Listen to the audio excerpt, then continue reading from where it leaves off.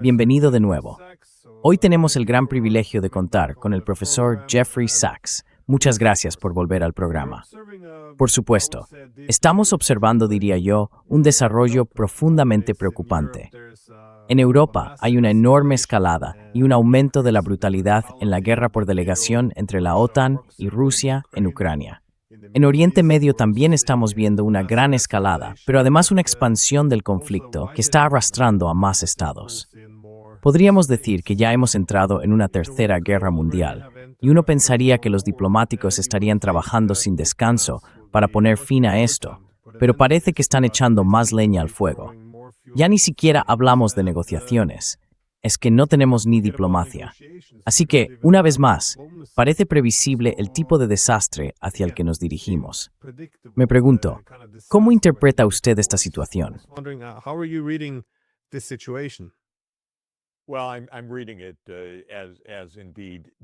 Bueno, yo lo leo efectivamente como un desastre. Todo el mundo parece amar la guerra. Nadie está interesado en la paz. Creo que una de las cosas que he aprendido, y que hemos aprendido con algunos de los textos y revelaciones de las últimas semanas, es que incluso durante lo que se presentaba como un periodo de diplomacia en el año 2025, en el primer año del segundo mandato de Trump, bajo la superficie, la CIA, Palantir y Trump estaban promoviendo activamente una gran expansión de la guerra con drones, apuntando a lugares e infraestructuras sensibles en el interior de Rusia. En otras palabras, Trump, pese a todo el discurso sobre acabar con la guerra con una simple llamada telefónica, o incluso con la cumbre de Anchorage del año pasado, en realidad, entre bastidores, nunca se apartó de la estrategia de guerra.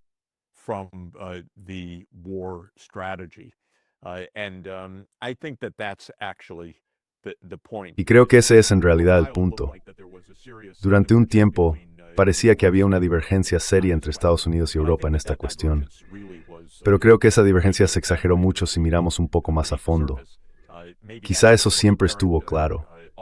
Para mí no lo estaba tanto porque conocía negociadores de ambos lados y pensé que Estados Unidos estaba intentando negociar algo. Pero ahora sabemos con certeza que, justo en el momento en que supuestamente se estaban llevando a cabo esas negociaciones, Trump estaba dando luz verde. Y la CIA pedía más libertad para compartir información de inteligencia con fines de ataque y para aumentar los bombardeos con misiles y los ataques con drones dentro de Rusia.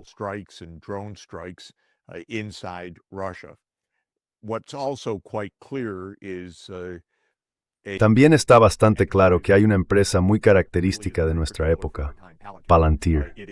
Está en el núcleo mismo de la maquinaria bélica de Estados Unidos. Y si uno observa al muy visible director ejecutivo de Palantir, Alex Karp, es un belicista descarado y bastante peculiar, que cree que está defendiendo toda la civilización occidental y que es necesario matar a mucha gente usando inteligencia artificial y el sistema Maven, que es el sistema del Pentágono basado en IA por Palantir, y Palantir está por todas partes en Ucrania.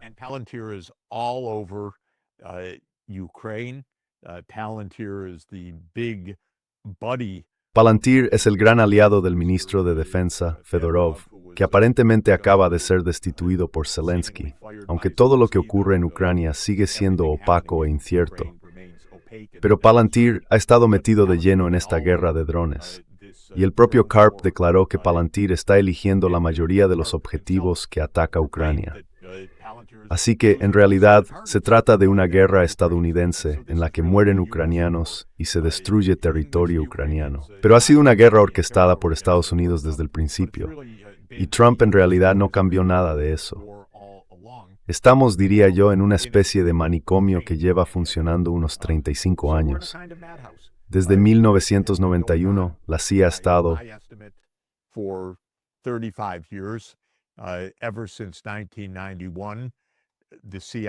derrotar a Rusia, dividir a Rusia, hacer que Rusia se arrodille. Todo eso está claramente expuesto, si uno sabe dónde mirar. Mi referencia favorita para entenderlo es el libro de Brzezinski de 1997, con un tono muy didáctico, El Gran Tablero Mundial, subtitulado La supremacía estadounidense en Eurasia, una estrategia para la primacía. Y el objetivo central del texto de Brzezinski y de toda la política exterior estadounidense ha sido derrotar a Rusia. Y eso no ha cambiado. Sigue siendo así.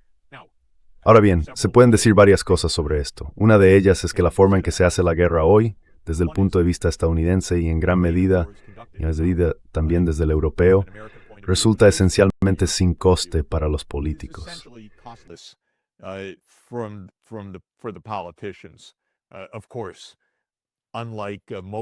Claro, a diferencia de la mayor parte de la historia humana, nuestros líderes no dirigen sus ejércitos en el campo de batalla.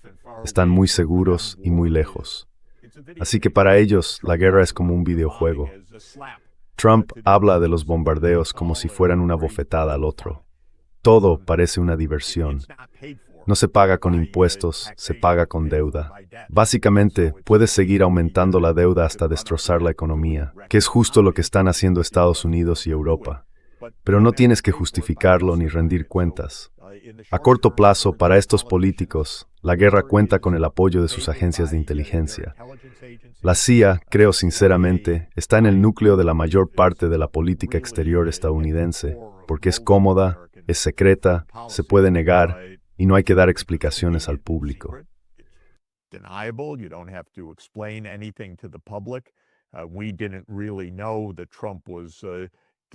No sabíamos realmente que Trump estaba dando luz verde a ataques en el interior de Rusia, justo al mismo tiempo que hablaba de diplomacia para acabar con la guerra y de lo importante que era la paz y todo eso. Así que el secretismo es una parte enorme de lo que ellos llaman el juego. Por cierto, no es un juego. Es un desastre que puede llevar a una destrucción del tipo de la Primera Guerra Mundial o incluso a una guerra nuclear y al fin de la civilización. Pero para ellos no es un riesgo. No rinden cuentas. Casi todo se hace en secreto, se hace con deuda. Y desde el punto de vista de Estados Unidos, esto puede continuar durante mucho tiempo. Además, están los grupos de presión que quieren que siga así.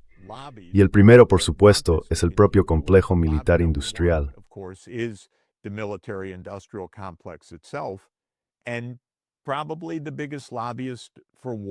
Y probablemente los mayores defensores de la guerra ahora mismo son Silicon Valley y China.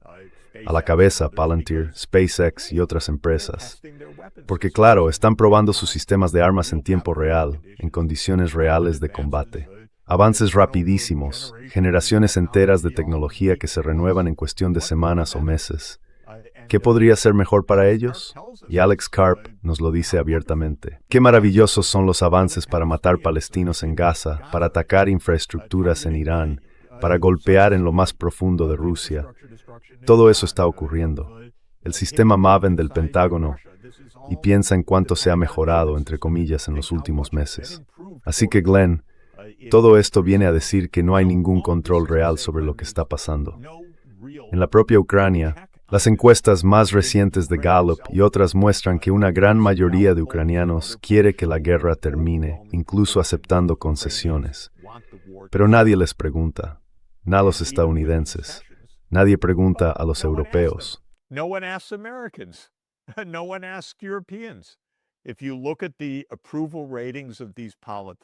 Si miras los índices de aprobación de estos políticos, o lo que dice la gente sobre la guerra y la paz, la gente dice que estos políticos son terribles, que no nos representan. Scholz, Macron, Starmer ya se ha ido, pero su último acto fue volver a Kiev, porque para él la guerra fue lo más importante de su mandato, sin duda, porque el MI6 se lo dijo. Así que al público no le gusta esto.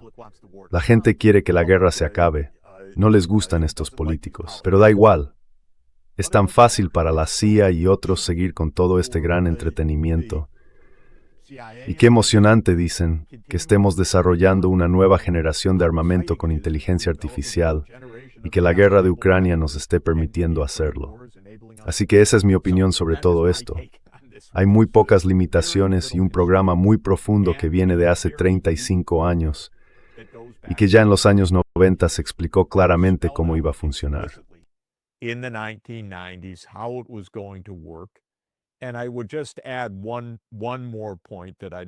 Y añadiría un punto más que me gustaría que la gente tuviera presente y sobre el que profundizara en la discusión. Brzezinski, en el gran tablero mundial, explica que el objetivo es la primacía estadounidense. Las amenazas son las grandes potencias, Rusia y China. La solución consiste en debilitarlas, derrotarlas o sustituir sus regímenes de una forma u otra. Una parte de esa estrategia pasa por lo que Brzezinski llamaba los estados pivote geopolíticos. Y un pivote geopolítico, como él mismo explica, es un lugar que no tiene importancia para los estadounidenses, salvo porque sirve como palanca frente a las grandes potencias. Y Ucrania ocupa el primer puesto en la lista de Brzezinski. En 1997, Brzezinski lo dejó claro: tomaremos Ucrania y así Rusia dejará de ser una gran potencia. Por tanto, el pivote geopolítico número 1 es: tomaremos Ucrania. Geopolitical pivot number one is we will take Ukraine. Well, the idea was spelled out decades ago. Bueno, la idea se planteó hace décadas. Siguen intentándolo, y millones de personas mueren o resultan heridas en el proceso. Ucrania queda destruida como Estado en el proceso. No importa. Es fácil seguir luchando. Y qué emocionante, ahora que podemos volver a combatir con el sistema Maven. Podemos mejorar nuestras capacidades de inteligencia artificial. Podemos lanzar una gran iniciativa sobre tecnologías avanzadas de drones y todo lo demás. Es simplemente maravilloso. Así que los ejes geopolíticos siguen siendo los mismos. ¿Cuál era el número 2 en la lista de Brzezinski en 1997? Irán. Pues bien, Irán, explicó él, es el eje de la región del Golfo, de los recursos energéticos de Oriente Medio y de la región del Mar Caspio.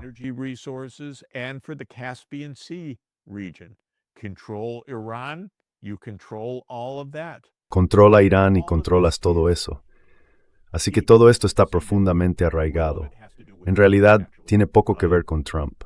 Él simplemente expresa a la perfección la venalidad y la corrupción de todo el sistema.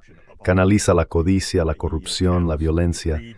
Pero en el fondo no se trata de él, porque ya era así con Biden, y también lo fue con Trump cuando ayudó a Ucrania a construir su ejército de 1 millón de personas. Y fue igual con Obama, con las muchas guerras que llevó a cabo y con el golpe en Ucrania en 2014. Y también fue así con Bush y con Bill Clinton, que fue quien inició todo este proceso cuando terminó la Unión Soviética.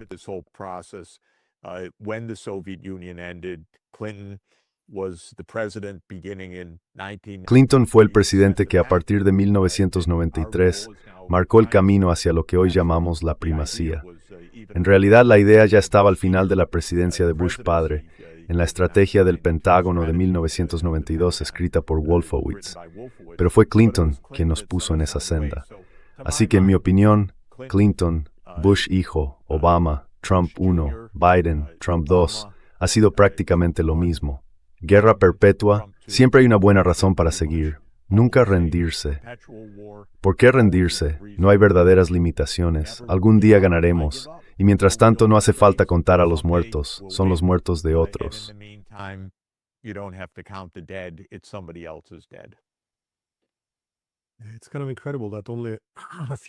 Es bastante increíble que solo unas semanas después del colapso de la Unión Soviética apareciera la doctrina Wolfowitz, que básicamente trazaba las políticas que hoy mantienen la primacía global, eliminando a los rivales euroasiáticos.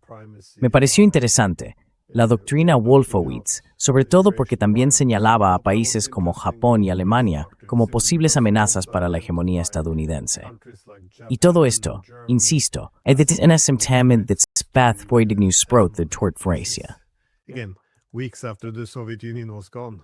And what's so interesting, I was quite deeply involved. Y lo interesante es que en aquellos días yo estaba muy implicado en los temas económicos de lo que era, ya sabes, un estado de colapso, una crisis financiera, un cambio y una transformación del sistema.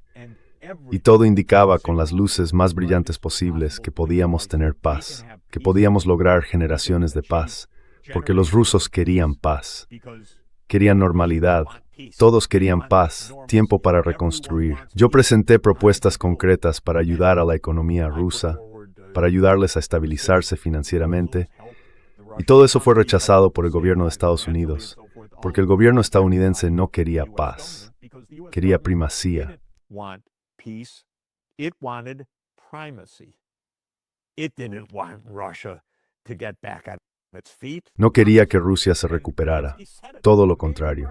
Y Brzezinski lo dijo. Quizá Rusia se divida en 3 estados débiles distintos. Una Rusia europea, una Rusia siberiana y una Rusia del lejano oriente, dijo. Y que habría una confederación laxa. Qué gran visión, pero todo estaba al servicio de la primacía estadounidense. Y acabamos de tener a Rutte, ese tipo que pretende representar de algún modo la seguridad de Occidente, pero que es un completo desastre.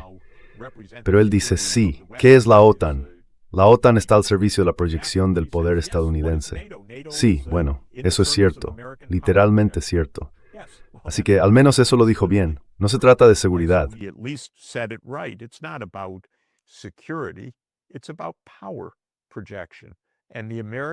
Se trata de proyectar poder. Y la idea estadounidense no ha cambiado hasta hoy. Estados Unidos busca la primacía. Y la primacía dice que no basta con estar a salvo, no basta con tener seguridad, no basta con tener prosperidad. Hay que dominar. Pero claro, el resto del mundo no quiere ser dominado de esa manera. Rusia no quiere ser dominada por Estados Unidos. China, desde luego, tampoco quiere ser dominada por Estados Unidos. E Irán no quiere ser dominado por Estados Unidos. Y ahí es donde Brzezinski se equivocó por completo, totalmente. Es una persona muy inteligente y muy influyente, pero se equivocó.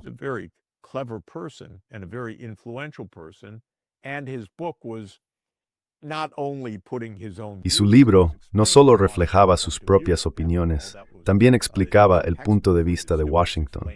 Al fin y al cabo, era un manual para sus estudiantes, una forma de mostrar cómo piensa Washington sobre estos problemas.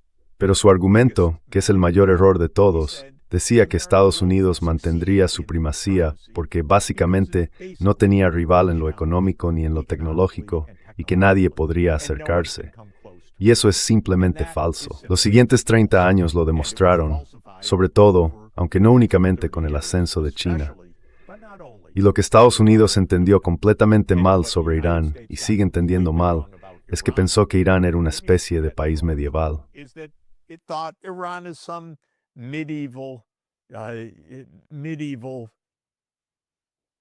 No es un imperio. Estoy intentando encontrar la palabra adecuada. Algo así como un estado medieval fallido que se desmoronará en cuanto la tecnología militar estadounidense lo golpee. E Irán, por supuesto, es justo lo contrario. Es un estado altamente sofisticado desde el punto de vista tecnológico, que lleva décadas preparándose para defenderse de una guerra de Estados Unidos contra Irán. Y los resultados están ahí, a la vista de todos. Pero eso no detiene la maquinaria bélica estadounidense. Y creo que hay otro punto, Glenn, que probablemente sea bastante evidente para todo el mundo. Si estás aplicando esta estrategia de primacía, parte del juego consiste en crear la burbuja de la primacía. Tienes que conseguir que todos, en la medida de lo posible, crean que eres el poder indiscutido.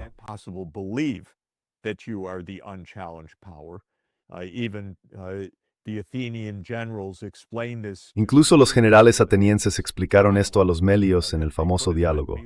No podían permitir que Melos fuera rey, porque eso mostraría debilidad de los atenienses ante los demás dentro del propio campo ateniense. Pues bien, los estadounidenses no pueden admitir una derrota. No pueden. Solo la admiten en circunstancias muy extrañas. Normalmente, por ejemplo, la guerra de Vietnam terminó después de la dimisión de Nixon. Eso fue lo que permitió que acabara por fin, porque el siguiente presidente, Ford, dijo, vale, básicamente cerramos el chiringuito. No era su guerra. Trump tuvo esa oportunidad de poner fin a este desastre en Ucrania. Por eso algunos pensamos que realmente intentaría hacerlo.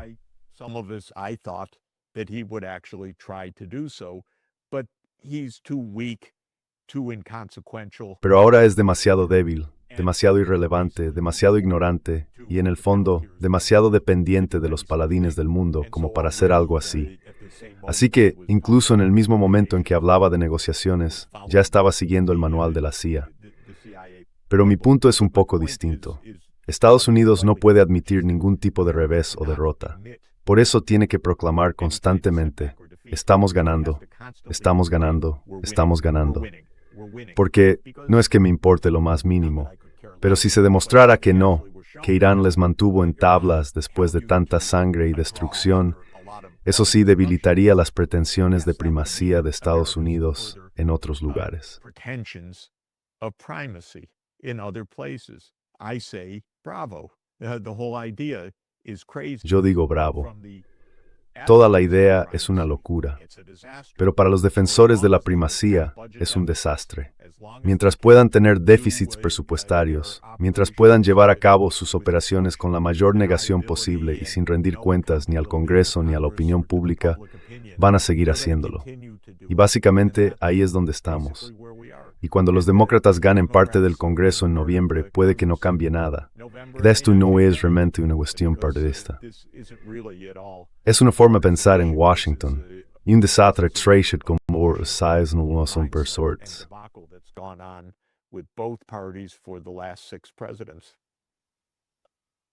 Well, with Brzezinski, because Bueno, con Brzezinski, porque la geopolítica trata del territorio. Él dejó muy claro que Eurasia es donde se concentra la mayor parte del territorio, de la población y de los recursos. Así que tendrías tres frentes principales: el occidental, que sería Rusia, el oriental, que sería China, y el del sur, que sería Irán. Esos son los tres países principales que hay que derrotar. Y de hecho son los tres países con los que Estados Unidos está en conflicto. Pero, para lograr ese objetivo, los estados en primera línea tienen un papel muy concreto. Como decías, algunos pueden ser prescindibles. Y por supuesto, si estás luchando contra los iraníes, tradicionalmente usarías a los iraquíes o a los kurdos. traditionally be using Iraqis or Kurds.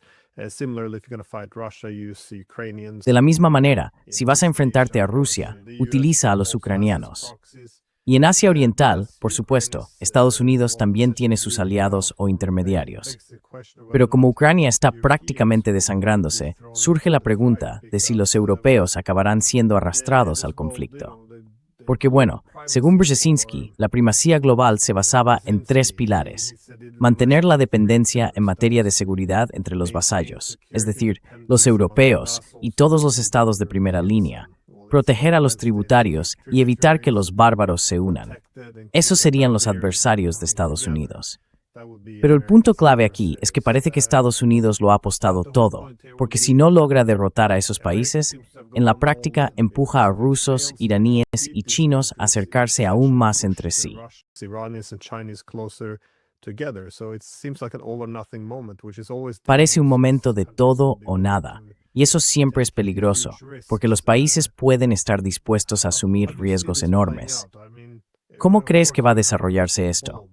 Quiero decir, claro, no tenemos una bola de cristal, pero piensas, última pregunta, ¿que Estados Unidos estará dispuesto a arrastrar también a los europeos a esto? Porque gran parte de la diplomacia falsa de Trump parecía básicamente delegar la guerra en los europeos. Si ves lo mucho más beligerantes que se han vuelto los europeos desde que Trump llegó al poder, sería una hipótesis razonable, creo yo. it would be a, it would be a reasonable hypothesis. I mean, Yeah, so it's interesting. Brzezinski, again, Sí, spelled es everything interesante. very Brzezinski lo explicó todo con muchísima claridad. Tal como decía, se trata de Rusia, Irán y China como los tres posibles obstáculos a la primacía estadounidense en Eurasia. Y luego todos esos giros geopolíticos en torno a cada uno de ellos para que puedan ser derribados mediante un cambio de régimen, debilitados o derrotados en una guerra si llegara a ocurrir. Y mencioné uno de los grandes errores que cometió Brzezinski, el fallo fundamental de todo su análisis. Dijo que el plan por el dominio tecnológico de Estados Unidos es más sólido. American technological dominance is so secure, unchallenged. So ultimately, Brzezinski thought American power. En el fondo, Brzezinski pensaba que el poder de Estados Unidos, no el poder blando, ni el poder de la propaganda, ni el poder de las narrativas o de la información, sino los fundamentos de la producción industrial y la tecnología, acabarían imponiéndose. Y eso, como sabemos, no es cierto. El segundo punto que planteaba era que el gran riesgo sería que China, Rusia e Irán se unieran. Y decía, en 1997, que ningún estadounidense permitiría que eso ocurriera. Que ninguna estrategia estadounidense sería tan estúpida como para empujar a Rusia, China e Irán a unirse. Y por supuesto, eso es exactamente lo que ha hecho Estados Unidos.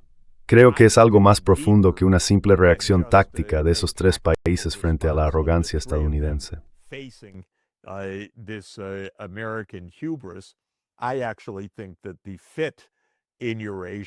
Creo, de hecho, que la relación en Eurasia encaja muy bien, que China y Rusia tienen una complementariedad económica natural. Por cierto, igual que Europa y Rusia también la tienen. Europa tiene pocos recursos y una población muy densa. Rusia, en cambio, tiene poca población y muchos recursos. Eso significa que al combinarse hay una gran complementariedad. Europa podría haber prosperado sobre esa base, pero se ha desconectado justo de eso. Pues bien, la misma complementariedad se da entre Rusia y China, y esa relación no va a desaparecer. No es solo una relación táctica, es una relación económica profunda y mutuamente beneficiosa.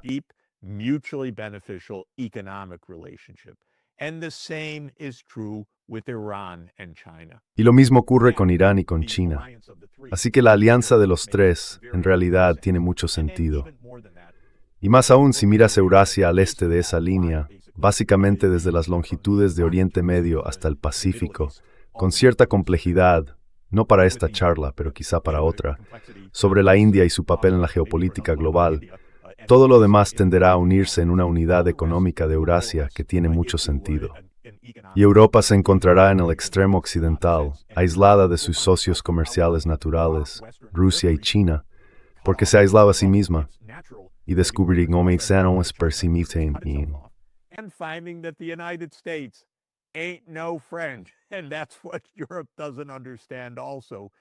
Y eso es lo que Europa tampoco entiende, que Europa se ha metido de lleno en un rincón.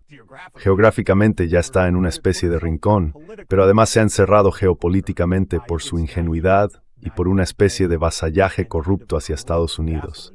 Y si los europeos leyeran a Brzezinski, verían que ya hace 30 años se les consideraba vasallos, y hoy lo son aún más.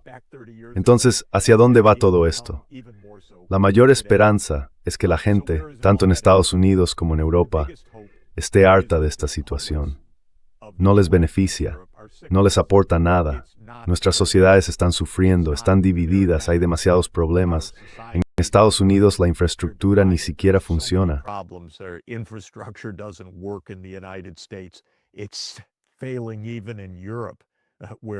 Está fallando incluso en Europa, donde siempre se mantenía un nivel más alto. Pero ahora, por lo visto, no he viajado últimamente en trenes alemanes. La gente me dice que es inimaginable lo que está ocurriendo con los servicios más básicos en el lado europeo.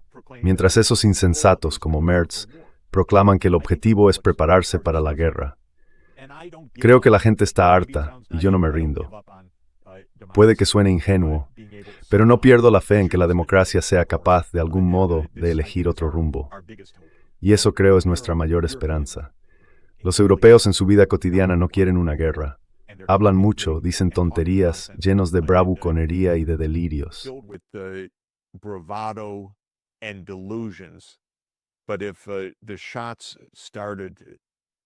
Pero si empezaran a dispararse los tiros, creo que quizá, solo quizá, eso haría que algunos se despertaran de golpe. Pero incluso antes de llegar a eso, la gente ya sabe que todo esto es un completo disparate. Y si me permites, Glenn, para concluir por mi parte, todo esto se basaba en la idea de la primacía estadounidense y en conseguir que los estados vasallos europeos se sumaran a esa estrategia y la siguieran contra el gran adversario para que Estados Unidos pudiera dominar Eurasia. Todo el mundo puede ver que eso es imposible. Así que si la gente abriera los ojos, vería que es una empresa fracasada que nos está llevando cada vez más cerca de la guerra.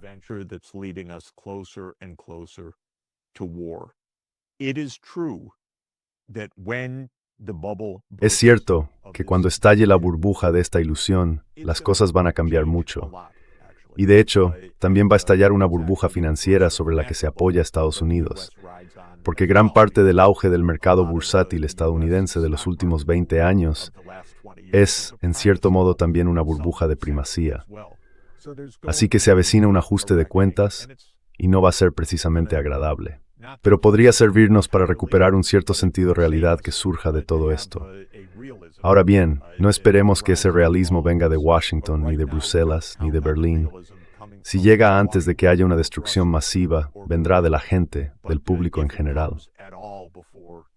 Mass destruction, it will come from the general public.